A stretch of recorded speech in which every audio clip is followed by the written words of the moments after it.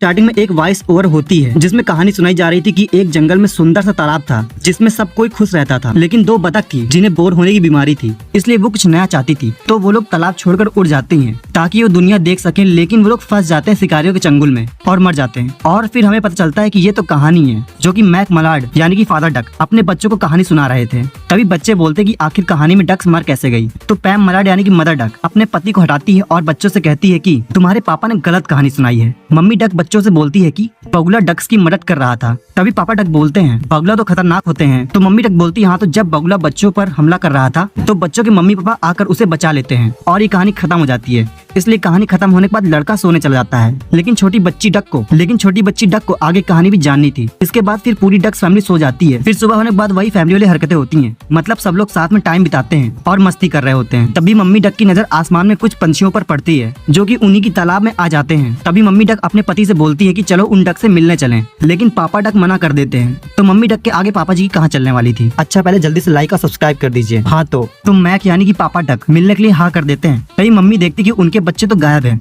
लेकिन बच्चे तो नए मेहमानों से मिलने में बिजी थे। तभी डेक्स जो कि बच्चे का नाम है, तो डेक्स एक फीमेल डक से टकरा जाता है और उसके प्यार में पड़ जाता है। तभी फिर दोनों में बातचीत होती है, तो डेक्स तो फीमेल डक से प्यार ही हो जाता है। तभी डेक्स के मम्मी पापा भी उन्हें ढूंढते हुए आ जाते हैं। तो छोटी बच्ची गिवन बोलती है कि डेक्स को एक लड़की से प्यार हो गया है। तभी नए आए डक्स मैक से कहते हैं तुम भी हमारे साथ जमाइका चलो अपने झुंड के साथ, लेकिन मैक माइग्रेट करने से मना कर देता है। लेकिन पैम और बच्चे तो जाना चाहते थे। फिर जितनी भी डक्स आई थी वो सब जमाइका की तरफ उड़ जाती हैं। तभी मैक और पैम में माइग्रेशन को लेकर थोड़ा झगड़ा हो जाता है, क्योंकि मैक को छोड़कर सब कोई माइग्रेट करना चाहता था। तभी रात में अंकल डैन और मैक की बातें होती हैं, जहां मैक को समझ आता है कि वो अगर माइग्रेट नहीं करेगा तो बिल्कुल अकेला रह जाएगा अपनी लाइफ में।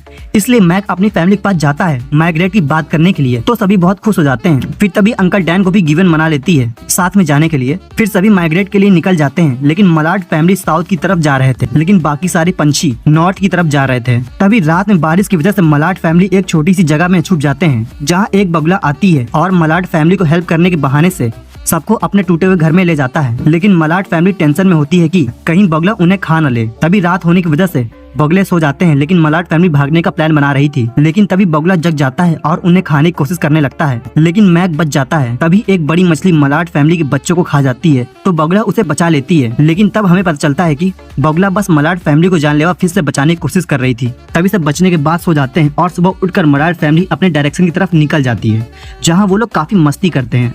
तभी उड़ते उड़ते मलाड फैमिली एक सिटी पहुंच जाते हैं, जहाँ सभी के सभी मरने से बचते हैं। तभी सब कचरे के ढेर में गिर जाते हैं। तभी अंकल डैन एक कबूतर के इलाके में भी पहुंच जाते हैं और उनका खाना खाने की कोशिश करते हैं।